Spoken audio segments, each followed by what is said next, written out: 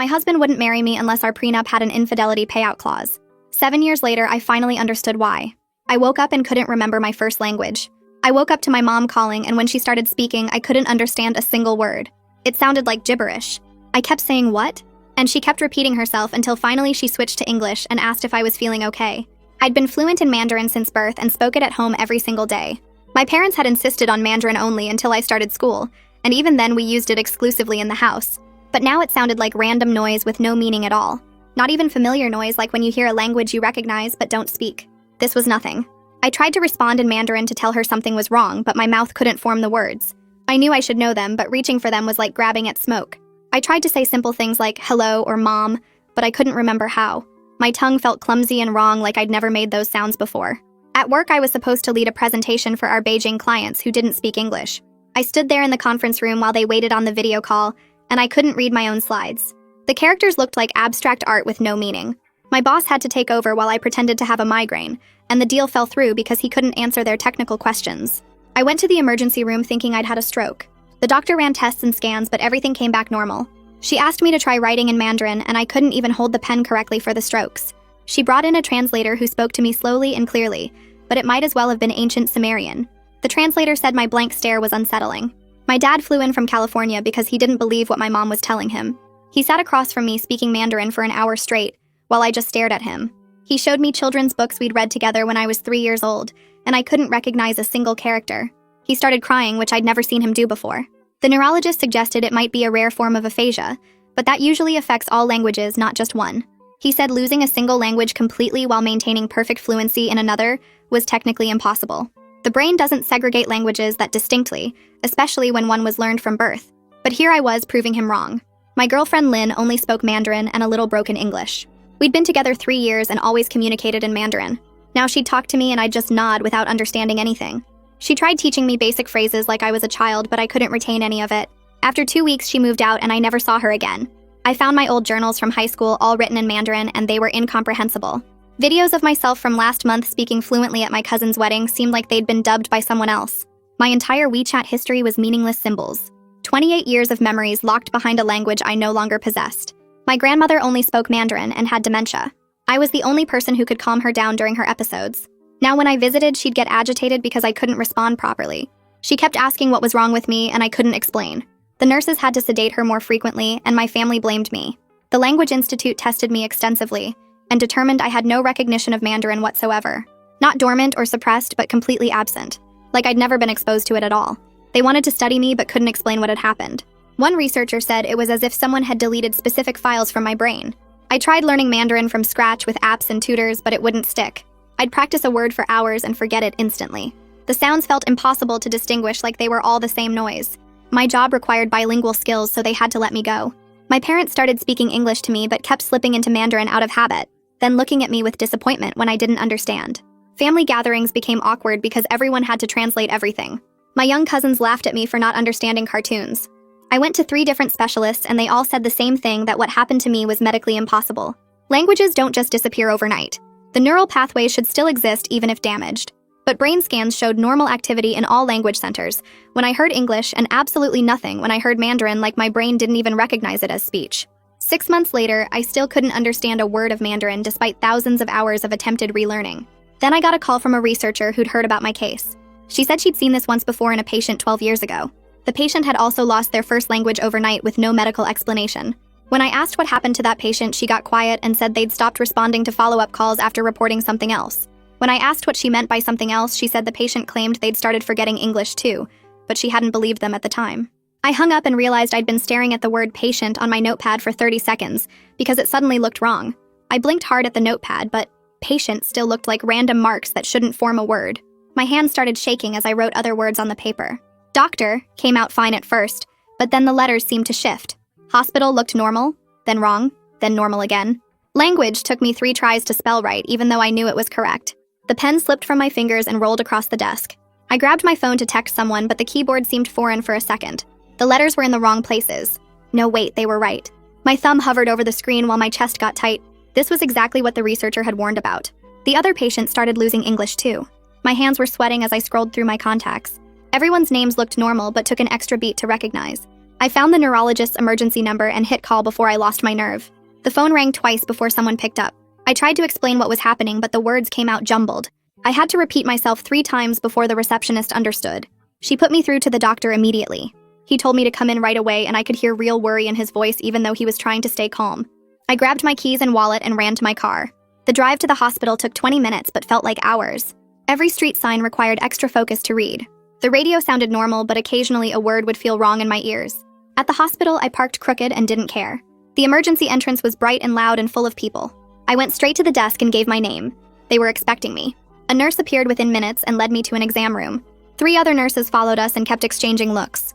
They ran me through rapid cognitive tests while typing notes on tablets. Name the objects in this picture. Count backwards from 100 by 7s. Spell world backwards. I passed everything, but certain words took an extra second to process. It felt like my brain was translating from nothing into English. The delay was tiny, but definitely there. Dr. Barnes arrived looking concerned and immediately ordered more tests. He mentioned stroke protocols even though we both knew this wasn't a stroke. This was something much stranger. He had them prep me for an emergency MRI to check for any changes since my last scan 6 months ago. The MRI room was cold, and the machine was loud. I lay perfectly still while it banged and clicked around my head. I focused on thinking in English the whole time. I repeated phrases in my mind like prayers. My name is Sarah. I live in California. I speak English. I understand English. English is my language now. The rhythm of the machine became oddly calming as I held on to every word I could think of. The scan took 45 minutes but felt like days. When it finished, they wheeled me back to the exam room. Dr. Barnes came in 20 minutes later with a tablet showing my brain images.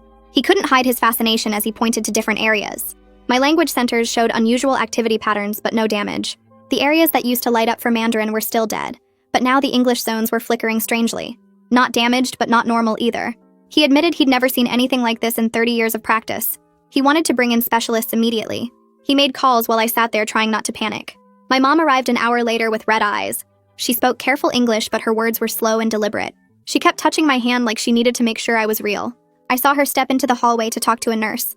Through the door, I heard her crying. She told the nurse she was losing her daughter twice. First to the language, and now maybe to everything. The nurse tried to comfort her, but what could anyone say? They admitted me for observation that night. The room was small with one window looking at the parking garage. I asked for a notebook and pen. I spent hours writing down every English word I knew. Colors, animals, foods, names of everyone I could remember. Common phrases, song lyrics. Anything to build a wall against whatever was eating my languages. Writing felt like holding onto a rope in a storm. My hand cramped, but I kept going. I filled 20 pages before exhaustion made me stop. I fell asleep holding the pen. The next morning, I woke to voices in my room. A team of neurologists had gathered around my bed, including Dr. Barnes and a visiting researcher named Dr. Sterling. They were discussing my case like I wasn't there at first. Then Dr. Sterling introduced herself properly. She specialized in rare language disorders and had flown in from Boston overnight. They wanted to run experimental tests to map exactly what was happening in my brain. They needed to understand the mechanism before it got worse, before I lost everything. Dr. Sterling pulled up a chair next to my bed and opened her tablet to show me charts and brain scans from her research files. She'd been tracking cases like mine for 10 years, and I was only the 3rd person she'd found with this exact condition. The other 2 patients took different amounts of time to stabilize, with one needing several years before their remaining language stopped showing signs of degradation. She scrolled through data while explaining how the brain usually processes multiple languages through overlapping networks. But in our cases, something had caused a complete disconnect. 2 orderlies arrived with a wheelchair to take me to a different part of the hospital for more specialized testing. We went down 3 floors and through several security doors to reach a lab filled with machines I'd never seen before. The biggest one looked like a giant white helmet connected to dozens of computers. The technician setting up the equipment made a joke about how I'd probably end up in medical journals, though they'd keep my name anonymous for privacy. He helped me onto the narrow bed that would slide into the magnetoencephalography machine, which could track my brain's electrical activity down to the millisecond. They fitted the helmet device over my head, and it felt heavier than I expected, with hundreds of sensors pressing against my scalp. The technician started the scan and told me to relax while they played different sounds through the built-in speakers. First came English words like apple and running and yellow, which sounded perfectly normal and clear. Then they switched to Mandarin phrases, and my brain heard them as meaningless noise like static or random tones with no pattern. The machine recorded everything while I lay there for 40 minutes listening to alternating sets of English and Mandarin. When they finished, Dr. Sterling came back with printouts showing colorful brain maps from the scan. She pointed to areas that lit up bright orange and red when I heard English showing normal language processing in all the expected regions. But the Mandarin sections showed almost nothing, just faint blue spots that indicated my brain wasn't even recognizing it as language at all. She called this pattern selective linguistic suppression, and explained my brain was actively blocking any processing of Mandarin, rather than just failing to understand it. The difference was important because it meant my brain was protecting itself by completely shutting down those pathways. She sat down again and suggested that extreme stress could trigger this kind of selective shutdown as a defense mechanism. The brain might seal off certain neural pathways to prevent some kind of overload or damage, though she admitted it sounded crazy. I thought about the months before this started and realized the pressure had been building from every direction. Work kept demanding more Beijing contracts, while my parents pushed me to be the perfect bridge between cultures, and I felt stretched between two identities that both wanted all of me. Dr. Sterling nodded and said she'd heard similar stories from the other patients about identity stress and cultural pressure before their language loss. She wrote notes while I talked about family expectations and struggling to balance everything. 3 days later, they discharged me with a thick folder of monitoring instructions and weekly check-in requirements. They'd also scheduled appointments with someone named Joy Webster, who specialized in unusual language disorders, though I didn't see how therapy could help when my brain literally wouldn't recognize Mandarin existed. The taxi ride home felt strange knowing I was going back to an apartment full of reminders of my bilingual life. I found sticky notes I'd put up just yesterday with Mandarin labels on the refrigerator and cabinets and doors. The characters looked like random scribbles now, with no more meaning than a child's drawing. I pulled them all down one by one, feeling like I was erasing the proof that I'd ever been able to read them. My hands shook as I crumpled each note and threw them in the trash. The next week, Joy Webster's office was in a medical building downtown on the 4th floor. She had certificates covering one wall and shelves full of language books in dozens of scripts I couldn't identify. She started by having me look at pictures while she played different sounds to map which pathways still worked, and which were completely gone. She showed me photos of common objects while playing their names in Mandarin, but my brain showed no recognition at all. Then she tried something different, and played recordings of my parents speaking Mandarin without showing their faces. I couldn't understand the words, but somehow I knew it was them, just from the rhythm and tone of their voices. Joy got excited and said this meant some non-linguistic connections remained even if the language processing was blocked. She pulled out recordings of Mandarin songs and had me tap along to the rhythm, which I could follow perfectly, even though the words meant nothing. Her theory was that we might rebuild some connections using these non-linguistic cues like music and rhythm and tone. It seemed desperate and probably pointless, but I was willing to try anything that might open even the smallest door back to understanding my parents and grandmother again. 2 days after that session with Joy, my phone rang while I was making breakfast, and Dad's name showed up on the screen. I picked up and heard him speaking English, which felt wrong because we'd never had a phone conversation in English before. His voice sounded different, speaking my second language like he was older or tired or both. He told me he'd been practicing his English pronunciation with an app because he wanted our conversations to feel more natural for me. I could hear papers rustling in the background, and then he cleared his throat and mentioned grandmother had gotten worse at the care facility. The nurses were calling him daily now because she'd started hitting them during her confused episodes, and they couldn't calm her down. She kept asking for me in Mandarin and getting angry when I wasn't there to help. The guilt hit me hard as I stood there holding my coffee mug and listening to him describe how they'd had to increase her medication. He said the facility was threatening to transfer her to a more secure unit if the violence continued. I told him I'd try visiting again, even though we both knew it wouldn't help since I couldn't understand or respond to her anymore. The next morning at work, Graham called me into his office and closed the door behind us. He sat down and pulled out a folder with my name on it while I waited in the chair across from his desk. He explained that the Beijing accounts were suffering without someone who could communicate directly with the clients. I nodded and offered to help transition my projects to whoever would be taking over my role. He surprised me by sliding a different paper across the desk that showed a reorganization chart with my name under the English-only technical division. He said my knowledge of our systems was too valuable to lose just because I couldn't speak Mandarin anymore. The position paid less, but at least I'd still have a job and health insurance. I signed the transfer paperwork right there, and he shook my hand before I left his office. That night, I couldn't sleep and kept having dreams where people were speaking to me, but I couldn't tell what language it was. I woke up at 3 in the morning with tears on my face and this deep feeling of loss, but no memory of the actual dream words. Requested Reds is on Spotify now. Check out link in the description or comments. The sensation was like trying to hold water in my hands while it all leaked through my fingers. I wrote down what I could remember in my journal, but it was just emotions without any linguistic content. 3 weeks into working with Joy, we tried a new approach where she'd play Mandarin sounds while I touched different textures. She had me run my fingers over sandpaper while listening to rising tones and silk fabric for falling ones. My brain fought against making any connections, like trying to force the wrong poles of magnets together. She'd play a simple word like ma and have me trace patterns in sand, but nothing would stick. After each session, I'd leave with a headache from the mental effort of trying to force my brain to recognize something it insisted didn't exist. Joy stayed patient and kept adjusting her methods, but I could see the frustration in her notes. One Thursday evening, Renata Sterling called while I was cooking dinner and said she'd found something interesting in old medical journals. She'd discovered a 4th case from 1987 in Germany, where a woman lost her native Russian overnight.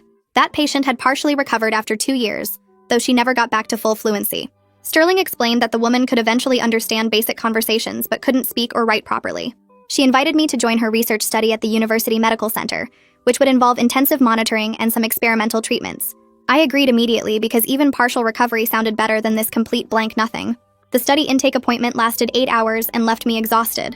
They ran cognitive tests where I had to sort cards and solve puzzles while electrodes monitored my brain activity. A psychologist asked detailed questions about my childhood and family dynamics, and any trauma I might have experienced. They wanted to know about stress levels before the language loss, and whether I'd had any head injuries, even minor ones. The research team took blood samples and did genetic testing looking for any markers that might explain why some brains could just delete a language. They had me write my entire life history, focusing on anything unusual or stressful around language learning. Sterling's team compared my results with the other 3 cases, looking for patterns in age or stress or family history or anything that might connect us. By the end of the day, my head was pounding and my hand was cramped from writing, but Sterling seemed excited about the data. She said I was their most cooperative subject since the others had been studied years after their language loss. Mom started leaving me voicemails in English, but her accent made every word sound heavy with sadness. She'd say things like talking to me in English felt like speaking to a stranger who was wearing her daughter's face. Sometimes she'd slip into Mandarin halfway through the message and then catch herself and apologize in English. I saved all the messages, even the ones I couldn't understand, because her voice still sounded like home even if the words meant nothing. The next fMRI session at the medical center took 3 hours, and Sterling watched the monitors while they played different recordings through my headphones. First came English words and my brain lit up normally on the screens, but when they switched to Mandarin, the technician pointed at something on the display, and Sterling leaned forward to study it closer. My amygdala was going crazy with activity, even though I couldn't understand a single word they were playing. The fear center of my brain was treating Mandarin like a threat or danger signal, which made no sense because I felt nothing while listening to it. Sterling ran the test again with different Mandarin samples and got the same result every time, with my brain showing massive stress responses to sounds that meant nothing to me consciously. After the scan, she sat me down in her office and asked detailed questions about any trauma connected to the language, like maybe something bad that happened while people were speaking Mandarin around me. I thought hard, but could only remember normal stuff like getting scolded for bad grades or arguing with my parents about curfews, which wasn't real trauma, just regular family life. She took notes and said sometimes the brain protects us from things we don't even remember consciously, and maybe that's what was happening here. Graham called me into his office that Monday and said he was moving me to a new project team working on documentation for American clients only. The whole team spoke just English, and nobody even knew I used to be bilingual, which felt like starting over as a different person. I threw myself into the work and stayed late every night because focusing on technical specs was easier than going home to an apartment full of Chinese books I couldn't read. Joy tried something new in our next session where she played Mandarin tones while showing me colored cards and having me touch different textures like sandpaper or silk. She said we were trying to build new pathways by connecting the sounds to other senses, since the language pathway was completely blocked. After weeks of practice, I could finally tell when a tone went up versus down, even though the sound still carried no meaning at all. It was like recognizing musical notes without understanding the song, but Joy said it was progress. I spent an afternoon at my apartment recording myself saying simple English phrases into my phone for grandmother. Things like, "It's okay, and you're safe, and I'm here with you," even though I wouldn't actually be there when the nurses played them. Mom helped me think of what grandmother needed to hear most, and we made 20 different recordings that the care facility could use during her bad episodes. The nurses said they'd try playing them next time she got agitated, though we didn't know if hearing my voice without me being there would help or make things worse. Sunday dinner at my parents' house became this weird, careful dance where everyone spoke English, even my aunts and uncles who weren't comfortable with it. My little cousins kept whispering to each other in Mandarin and shooting looks at me like I was some broken toy they weren't allowed to play with anymore. Mom would catch them and make them switch to English, but I could see them rolling their eyes. 6 weeks into Sterling's study, she called me in to share what they'd found so far comparing all 4 cases. Every single person had the same pattern with sudden complete loss overnight and no gradual decline beforehand or after. Most importantly, the condition seemed stable rather than getting worse over time, which meant it probably wouldn't spread to other languages. She showed me charts and brain scans from the other patients, and they all looked exactly like mine with that weird amygdala response to their lost language. The relief hit me so hard I actually started shaking, because I'd been terrified of losing English too, and ending up completely without language at all. Sterling said I should still come in for monitoring every month, but she was confident English would stay intact based on the other cases who'd been stable for years. That night, I tried texting Lynn through a translation app, typing in English and having it convert to Chinese characters before sending. The app showed delivered, but she never responded, and I stared at my phone for hours, waiting for those 3 dots that never appeared. A mutual friend told me a week later that Lynn was seeing someone new, and they'd moved in together already. She said Lynn seemed happy with someone who could actually understand her completely without needing apps or translations. The research team published their preliminary findings in a neurology journal with me listed as patient C alongside the others. Reading about myself in clinical terms felt weird, like looking at my life through a microscope. They described my case as complete selective aphasia, with preservation of secondary language, and noted the unusual amygdala activation pattern during exposure to the lost language. The paper said more research was needed to understand the mechanism, but their working theory involved the brain creating a protective barrier against specific linguistic input, possibly triggered by psychological factors they hadn't identified yet. Joy called me the next morning and said we needed to change our approach completely since the recovery methods weren't working after months of trying. She had me come in that afternoon and showed me new exercises focused on accepting the loss rather than fighting it. We started with simple recognition drills where she'd play recordings of different Mandarin speakers showing various emotions without trying to understand the words themselves. I sat there listening to angry voices, sad voices, scared voices, and slowly started picking up the patterns in tone and rhythm, even though the words meant nothing. She had me close my eyes and just focus on the emotional energy behind the sounds, rather than trying to decode meaning that wasn't there anymore. After 2 weeks of this new approach, I could tell when someone speaking Mandarin was upset versus calm, though I still couldn't respond or understand any actual words. The breakthrough came when I visited grandmother and heard her speaking to the nurse in that high, tight voice she used when scared. I couldn't understand what she was saying, but I knew she was frightened and grabbed her hand, which seemed to help even though I couldn't say anything back. The nurse looked surprised when I correctly identified that grandmother needed her anxiety medication based purely on her tone. A social worker named Ariana Mahan came to evaluate grandmother's care situation and suggested bringing in Mandarin-speaking volunteers, since I couldn't communicate with her anymore. She sat across from me with her clipboard explaining how the volunteer program worked, while I felt my chest getting tight, knowing strangers would be doing what I used to do. Ariana said she understood it was hard, but grandmother's needs had to come first, and she was right, even though it hurt to admit. The volunteers started the following Tuesday. 2 women from the local Chinese community center who came twice a week for 3-hour shifts. They sat with grandmother speaking Mandarin, reading to her, playing old Chinese songs on their phones, all the things I used to do before my brain deleted that part of me. Within a month, grandmother's violent episodes dropped from daily to maybe twice a week, and the nurses were able to reduce her sedation medications significantly. She started having more clear days where she recognized people and could eat without assistance, though she still asked about me sometimes according to the volunteers' reports. One volunteer wrote notes about their conversations that Ariana translated for me, mostly grandmother talking about her childhood in Beijing and asking why her granddaughter never visited anymore. Meanwhile at work, Graham called me into his office and offered me a permanent position on the English-only technical documentation team with a 20% pay cut but stable hours and benefits. He said my technical knowledge was too valuable to lose completely, and they'd restructured the position to eliminate all bilingual requirements permanently. I signed the paperwork that afternoon, grateful to have any job at all, even though it was nothing like the international coordinator role I'd worked toward for years. Sterling's research team published another paper identifying the specific neural pathways that shut down during selective aphasia cases like mine. She called to explain they'd found the exact brain regions involved, but developing targeted therapies would take years of trials and testing with no guarantees.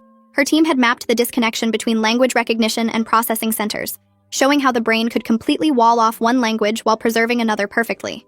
She said maybe in 5 or 10 years there might be experimental treatments, but nothing that would help me now or probably ever. Joy found a support group for people with various language disorders that met Thursday evenings at the community center near my apartment.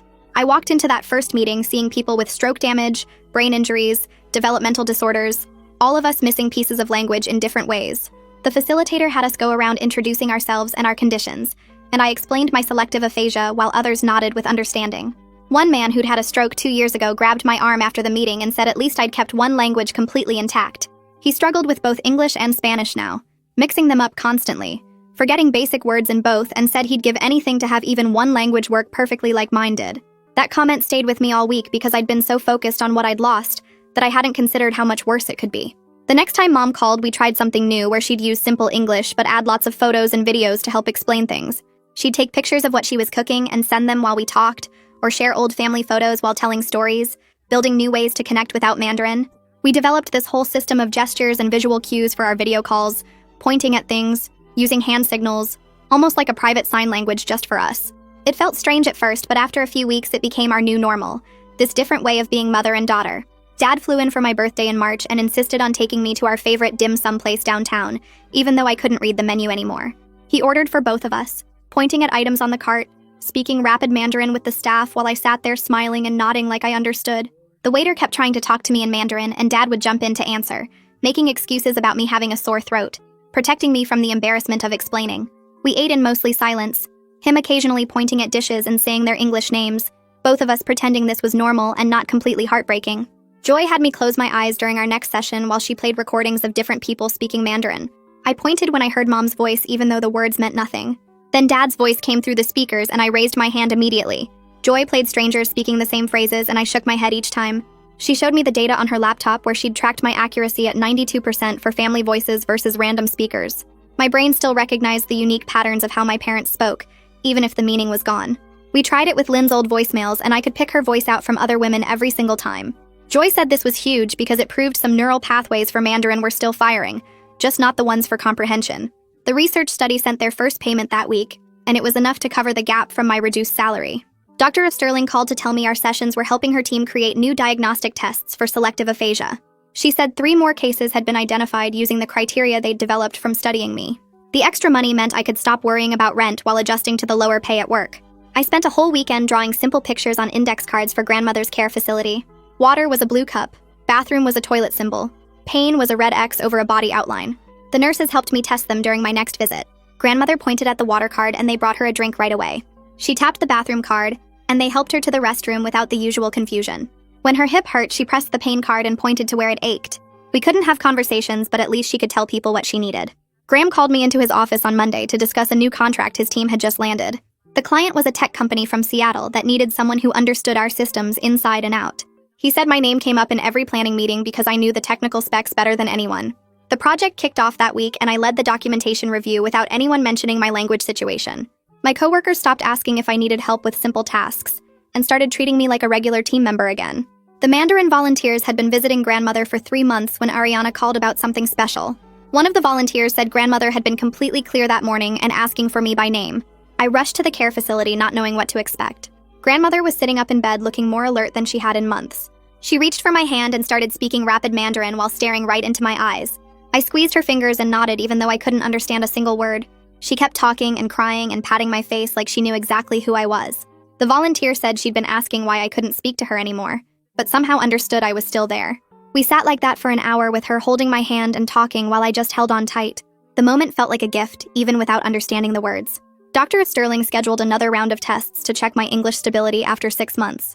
She ran me through hours of verbal and written assessments comparing them to my baseline from the hospital. The results showed no degradation at all in my English processing. She said most aphasia patients showed at least minor decline in their remaining language, but mine stayed rock solid.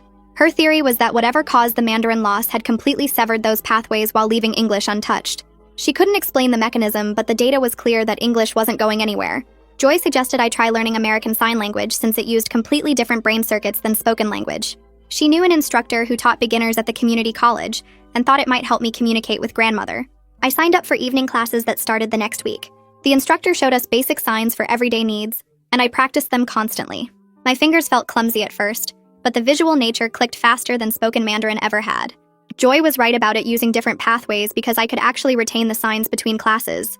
Family dinners changed gradually over the months with everyone defaulting to English when I arrived. At first they'd switch mid-sentence looking guilty, but eventually English became the automatic choice. My aunts and uncles would forget and slip into Mandarin, then quickly translate without me having to ask. The cousins stopped whispering and just included me in their English conversations about school and games. Each gathering hurt a little less as the new pattern became normal. The consulting opportunity came through a former colleague who'd started her own firm. She needed someone to audit technical documentation for a pharmaceutical company, and my English-only focus actually made me perfect for it. The contract paid almost double my regular hourly rate for 20 hours a week on top of my day job. 6 months after losing Mandarin, I was actually making more money than before. Mom called one evening to talk about my youngest cousins starting kindergarten soon. She mentioned she'd been teaching them more English at home to help them prepare for school. Then she paused and said it was also so they could talk to me better. She'd been reading English books with them every night and playing word games in the car. The kids were picking it up fast and loved showing off new words when they saw me. 3 weeks later, Dr. Sterling sent me a thick envelope with her published paper inside, and my case taking up 12 pages of detailed analysis.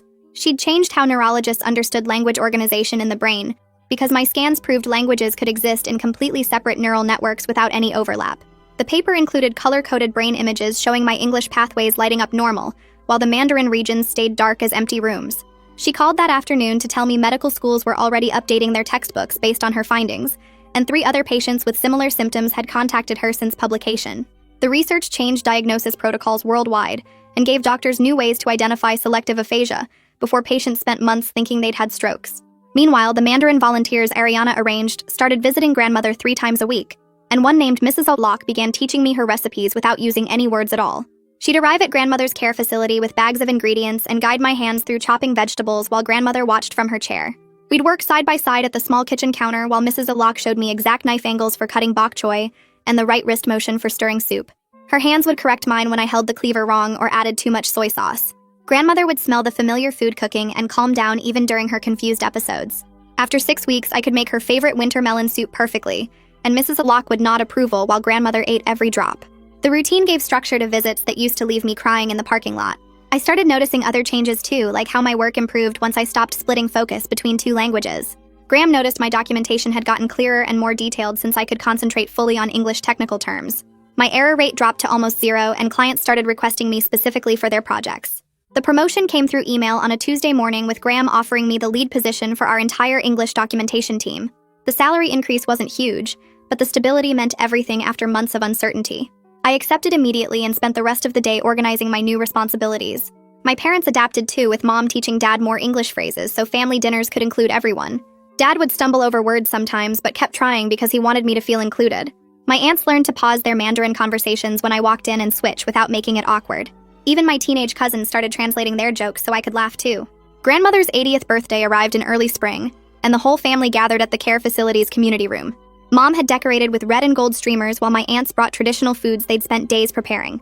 When it came time for toasts, everyone automatically switched to English without anyone asking. Dad stood up first and said grandmother had given our family its strength even if she couldn't understand his words right now. My uncles followed with their own English speeches about her courage coming to America and raising 8 children.